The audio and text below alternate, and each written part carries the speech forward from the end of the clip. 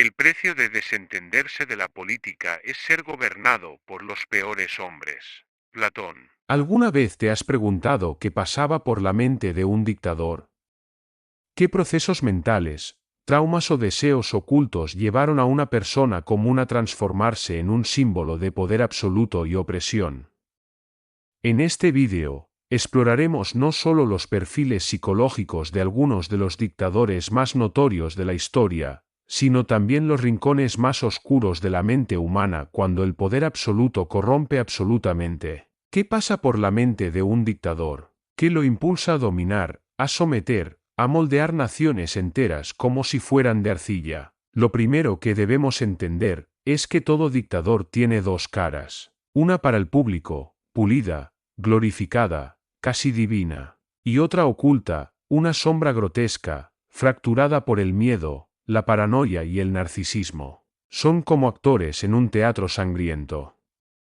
Llevan máscaras doradas frente a las multitudes, repiten discursos cuidadosamente diseñados para generar esperanza, orgullo, obediencia. Pero detrás del telón, sus verdaderos rostros son monstruosos, hechos de inseguridad, ambición y una necesidad adictiva de poder absoluto. En esta travesía, exploraremos no solo sus acciones, sino lo que ocurría dentro de sus mentes. Nos adentraremos en sus traumas, sus delirios de grandeza, su relación con el pueblo, y con su propia humanidad, o lo que quedaba de ella, porque entenderlos es también mirarnos en un espejo incómodo, y preguntarnos hasta qué punto todos, en ciertas circunstancias, podríamos también usar una máscara. Capítulo 1. La máscara del poder. Muchos dictadores no nacieron siendo monstruos. No llegaron al mundo con un plan para oprimir, destruir o devorar a su propio pueblo. Al contrario, en sus primeros años, varios de ellos fueron niños sensibles, inteligentes, incluso soñadores. Algunos mostraban carisma.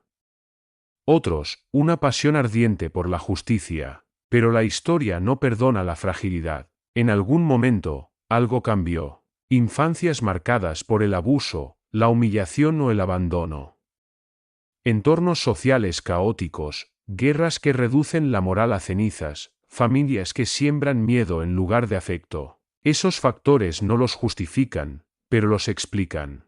Hitler, por ejemplo, soñaba con ser artista. Fue rechazado por las academias de arte de Viena, y durante años vivió en la miseria, vagando por calles frías y hambrientas. No encontró belleza en los pinceles, y la buscó, deformada, en la ideología. Stalin creció bajo el peso de la violencia. Un padre alcohólico y agresivo, una madre religiosa y severa, una infancia bañada en temor y rigidez. De ahí emergió un joven callado, calculador, que aprendió que el dolor era parte del poder. Kim Jong-il nació dentro de un mito. Hijo del líder absoluto de Corea del Norte, fue criado como una figura casi divina desde el nacimiento.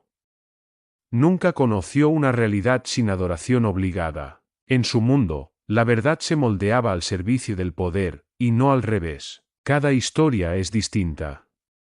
Cada mente, un laberinto. Pero todas comparten algo esencial, una necesidad desmedida de control, un deseo insaciable de respeto, aunque sea por miedo, y, sobre todo, una búsqueda de adoración, que llenara un vacío interior imposible de nombrar. No eran monstruos al principio.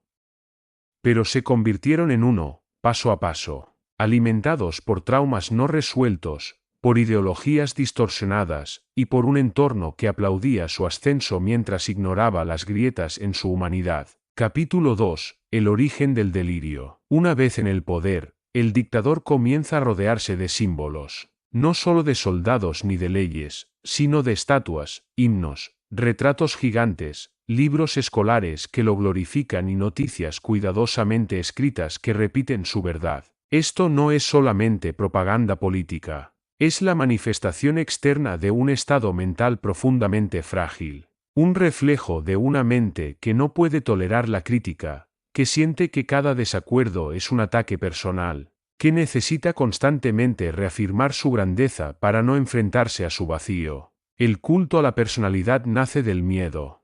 Miedo a ser olvidado, a ser contradicho, a que el mundo descubra que detrás del uniforme y las palabras grandilocuentes, hay un ser humano común. Uno que sangra, duda, se enoja y, sobre todo, teme. Aquí es donde nace la doble cara del dictador, la que se muestra al público, una figura casi divina, fuerte, sabia, paternal, heroica, y la que oculta cuidadosamente, un ser inseguro, paranoico, obsesionado con el control, atormentado por traumas no resueltos o por una necesidad insaciable de validación. Estos líderes viven entre máscaras. Una dorada, brillante, hecha para encantar a las masas y manipular la historia. Y otra, agrietada y monstruosa, que solo se revela en la soledad del poder, cuando ya no hay cámaras ni testigos. En sus noches más oscuras, rodeados de lujo y obediencia, enfrentan el peor de sus enemigos, ellos mismos. Y ahí, en ese vacío, nace el autoengaño. Empiezan a creer sus propias mentiras. La máscara y el rostro se fusionan, y ya no hay diferencia entre lo que son y lo que pretenden ser. Su mente se convierte en una especie de escenario surrealista, donde lo simbólico supera lo real, donde los aplausos valen más que la verdad, donde el miedo ajeno es un trofeo, y donde cada acto de brutalidad es justificado como una necesidad histórica. El dictador deja de ser un hombre. Se convierte en una ficción viva, sostenida por el terror, la repetición, y el olvido de quienes alguna vez lo vieron como humano. Capítulo 3. La desconexión de la realidad. Con el tiempo, el dictador se rodea solo de aquellos que le dicen lo que quiere oír. El eco de su voz rebota una y otra vez en los pasillos del poder, amplificado por asesores sumisos, medios controlados y multitudes adoctrinadas. La verdad comienza a desvanecerse. Y en su lugar aparece una realidad alternativa, cuidadosamente construida para alimentar su ego. Se aísla. Se encierra en palacios, oficinas blindadas o discursos en cadena. Cada aplauso lo convence de que tiene razón. Cada crítica lo convence de que hay una conspiración en su contra. Cree que es amado, cuando en realidad es temido. Cree que el silencio es aprobación, cuando en realidad es terror. Toma decisiones basadas en intuiciones deformadas. Y poco a poco empieza a ver enemigos donde no los hay, traiciones en cada sombra, complots en cada desacuerdo. El poder, en lugar de acercarlo a la verdad, lo encierra en un delirio. Este fenómeno ha sido estudiado por psicólogos como Erich Fromm, quien hablaba del autoritarismo sádico, un tipo de líder que necesita dominar no solo físicamente, sino psicológicamente, que se alimenta del sufrimiento del otro como afirmación de su propio poder. Hannah Arendt, por su parte, estudió cómo el mal puede tomar una forma banal. No necesita siempre gritar, ni golpear. A veces basta con obedecer. Cuando el sistema se convierte en un engranaje de mentira, burocracia y obediencia ciega, el dictador ya no necesita matar con sus propias manos. Otros lo hacen por él, convencidos de que están haciendo lo correcto.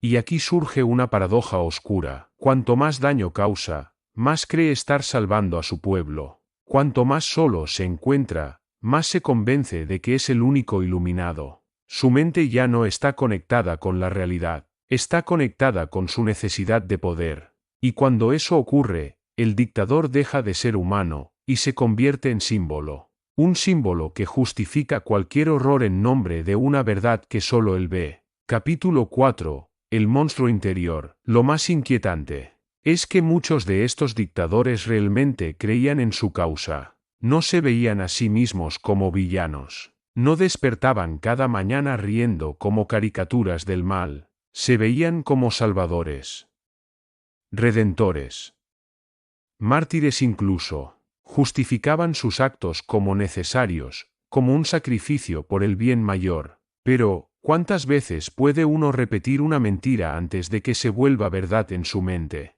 Aquí entra en juego una dimensión aún más oscura, el autoengaño profundo, ese abismo silencioso donde el dictador ya no distingue entre lo que dice y lo que cree. En ese estado, ya no hay marcha atrás. La máscara, antes usada para manipular, ya no se quita. El personaje que interpretaba frente a las masas, se adhiere a la piel, se funde con su rostro. El monstruo deja de ser simbólico.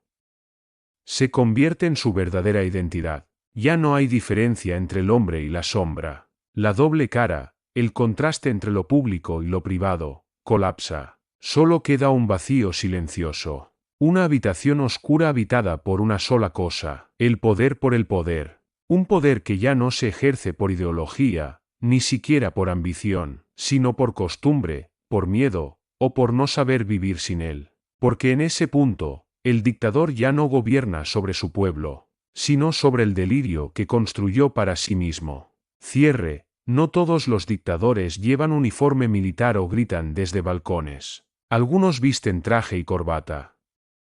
Otros sonríen dulcemente frente a las cámaras. Por eso, el peligro más grande no siempre es el rostro del tirano, sino su habilidad para disfrazarse de salvador. Entonces, ¿cómo identificarlos?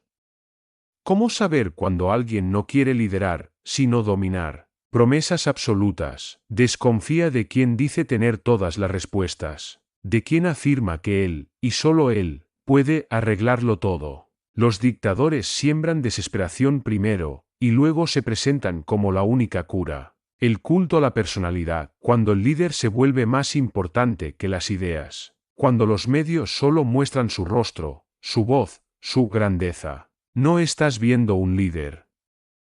Estás viendo el nacimiento de un ídolo. El enemigo invisible. Siempre hay alguien a quien culpar, una minoría, un país, un traidor interno. Esa figura se vuelve la excusa perfecta para justificar represión, censura o miedo. Es un truco antiguo, pero aún funciona. La distorsión de la verdad, cuando los hechos ya no importan. Cuando la verdad cambia cada semana. Cuando solo lo que dice el líder es real, incluso si contradice lo dicho ayer. Ese no es liderazgo. Es manipulación sistemática. El poder sin límites. Cuando se eliminan las instituciones, cuando se persigue la prensa, cuando se cambia la ley para que nunca se vaya. Ya no estás en una democracia. Estás entrando en una dictadura disfrazada. Pero el signo más sutil, y más peligroso, de un dictador, es cuando te hace sentir que sin él, no eres nada. Cuando convence a un pueblo entero de que sin su guía, el mundo se derrumbaría. Ahí es donde gana. Porque el dictador no solo busca poder, busca instalarse en la mente colectiva. Y una vez que entra, es difícil sacarlo. Por eso debemos estar alertas. Cuestionar. Dudar, porque la libertad no muere con un disparo. Muere con aplausos. Gracias por ver este vídeo. Si te interesan los misterios de la mente humana, el poder y la psicología profunda, suscríbete a Destinos Infames y acompáñanos en este viaje por los rincones más oscuros y brillantes del alma humana.